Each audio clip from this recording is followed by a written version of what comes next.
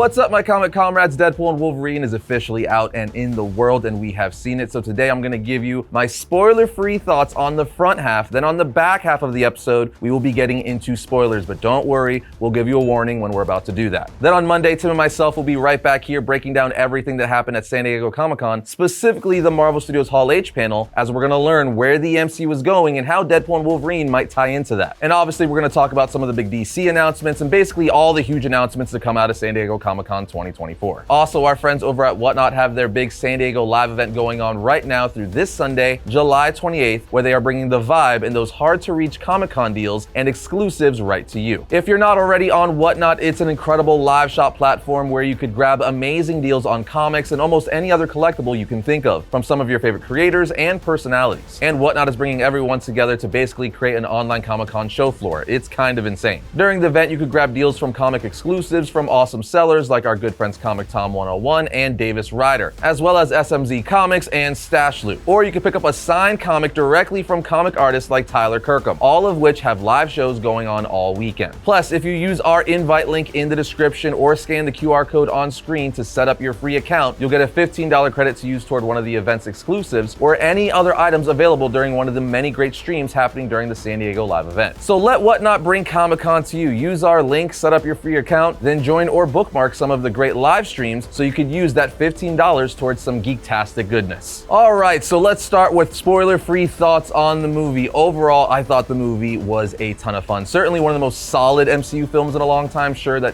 probably doesn't mean much, but I would say it's comparable to something like the first Guardians of the Galaxy film. Also, yet again, this movie triples down on the fact that Ryan Reynolds is the perfect Deadpool. I would argue he's one of the most perfect comic book superhero castings in all of fiction, up there with the likes of Tony Stark as Iron Man or even Chris Evans as Captain America. Then you pair that with him finally getting Hugh Jackman to reprise Wolverine playing opposite Ryan Reynolds' Deadpool, and you have one hell of a time. I would say one of the best things about this film is their chemistry. It is so much fun watching both of them go back and forth throughout the entire film. You see them not get along at first, and obviously as the film progresses, they become more buddy-buddy, but those fights, yes I said, fights between the two of them are amazing. It's everything us Deadpool and Marvel fans have wanted, and they make that known. Not to mention, one of the things we were most excited about when Ryan Reynolds and Marvel Studios brought Hugh Jackman back is the fact that they brought him back in the classic yellow and blue Wolverine costume, something we've been wanting to see since his very first appearance as Wolverine in the first X-Men film. It's kind of crazy. It took over 2 decades to get a comic-accurate live-action Wolverine, but they finally gave it to us, and it's glorious. Not only that,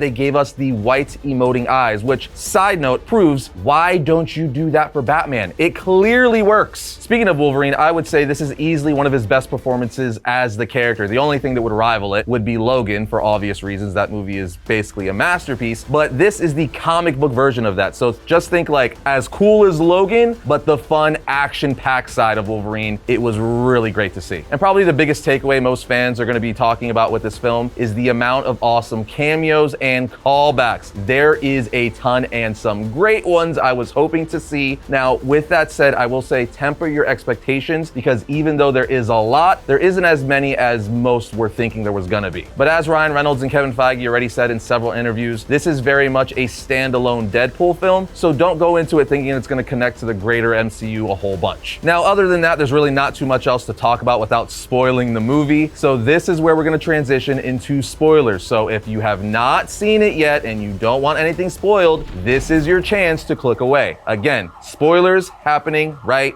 now. All right, so getting into it, this movie picks up a little bit after Deadpool 2, and we see that Deadpool is now trying to become an Avenger. And who is he talking to? Happy Hogan, who's like the Avengers manager of sorts. It's a really funny back and forth that puts Deadpool on a path for the rest of the movie, because he's ultimately not accepted to be in the Avengers or become an Avenger. But again, this sets up all the fun. And right after he goes to the TVA is where we start getting a lot of the cool variants of Wolverine and fun cameos. Now, one of my favorite variants of Wolverine, probably my favorite variant of Wolverine in this movie, is Age of Apocalypse Wolverine. He looks ripped right out of the comic books. It is glorious, and you see him for a decent amount of time. I mean, you know, you don't get like 5 minutes of him, but you get him enough. And as Deadpool is going through the timelines, if you will, we even get Mark Silvestri Wolverine, where he's on the X-Cross from Uncanny X-Men 251, where the Reavers have pinned him on this X-Cross. It is such a fun callback because not many people are going to get this. It's an iconic X-Men image, and they literally just recreated the image and put it in the movie. Then another one we were all hoping to get was John Byrne Wolverine. Deadpool even name drops him.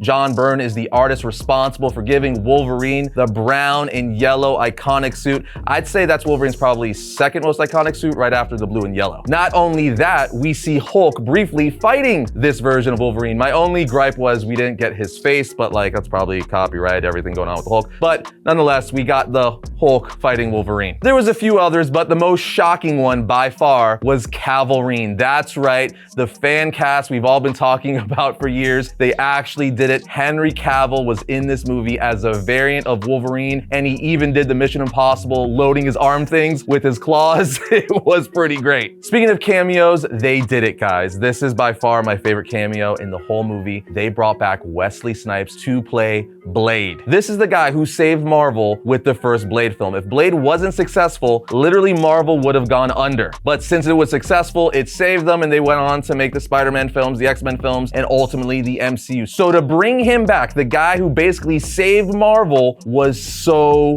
fitting. Not to mention, if you're in your 30s like me and you grew up as a kid watching those films, it was just like, hell yeah. Then in line with that, we got Jennifer Gardner as Elektra, which was heavily rumored, but it was still nice to see. Then another big surprise was Chris Evans. But Chris Evans wasn't Captain America. No. He came back as the Fox version of the Human Torch. And another great one, there was just so many awesome cameos, was Channing Tatum Gambit. Channing Tatum Gambit has been attached to play Gambit for, I believe, like almost 2 decades or over 2 decades, and he finally got a chance to play Gambit, and he was badass. And not only that, he looked ripped right out of the comic books. Like, you couldn't have made his outfit look any better. And I kind of like how they were making fun of his Cajun accent, how Deadpool couldn't understand him because you couldn't understand him at times, so it was a nice way to be like, it's cool, it's honoring like the real Gambit, but it's also making fun of it at the same time. And the cameos kept coming, like Tyler Mane as the original Sabretooth, Ray Park Toad, the original Juggernaut from X-Men The Last Stand, and the list goes on. Now, what I thought was really interesting is that Cassandra Nova, the main bad in this movie, wasn't necessarily controlling these other versions of the X-Men. Like, she was, but they were brought there by the TVA, and she was just like the big boss, like managing them all. It wasn't as if she had this big scheme where she was bringing them all from around the multiverse for some bigger plan. No, she was just the strongest one there, so naturally she was the leader. And I gotta say, I really liked the performance. I thought it was a solid villain. Nothing crazy, but sometimes simple is best. The only question I would ask, if she's such a big presence in the void, why didn't she get brought up in the Loki series? Now, obviously there's ways you can work around that, but still, nonetheless, she's a pretty big deal. Going from a pure entertainment factor, I would say this movie has some of the most fun fights we've seen in a long time in the MCU. Certainly the most brutal, like by far, which isn't shocking considering this is the first rated R MCU movie. And they take advantage of that rated R rating, which tells us for other rated R movies going forward, like Blade is supposedly gonna be rated R, they're not gonna pull any punches. It's gonna be a rated R movie, not like a light R, like R. Now, of course, I have to mention the Deadpool Corps. This is the first time we got to see the Deadpool Corps in live action, and there was a ton of them. But the standouts were obviously Lady Deadpool, who, I just wanna say, my guess was right. It was indeed Blake Lively voicing Lady Deadpool. Now, you never see her face in the film, but in the credits, it says Lady Pool is played by Blake Lively. To that point, Cowboy Pool is voiced by Matthew McConaughey, and Headpool is voiced by Nathan Fillion. But the relationship between Deadpool and Dogpool is easily the most extensive. That one bit where Deadpool is just making out with Dogpool for like 3 minutes straight was hilarious. But we'll wrap up with this. The biggest surprise of the movie was the fact that it really didn't tie into the greater MCU or set us on a path going forward. I really thought this was going to be their moment to where they introduced the new versions of the X-Men, or at least tease them coming for the future. So besides officially introducing Wolverine into the MCU, there was nothing else of real consequence. They spent more time kind of bookending the Fox universe of X-Men characters, but still also leaving that door a little cracked. Specifically for Hugh Jackman Wolverine to return, they even make a statement where he's going to be playing that character until he's 90. But also some of the other Fox characters that return in this film, like Wesley Snipes, Elektra, and so on and so forth. They clearly and intentionally left the door open for them to possibly return in the future,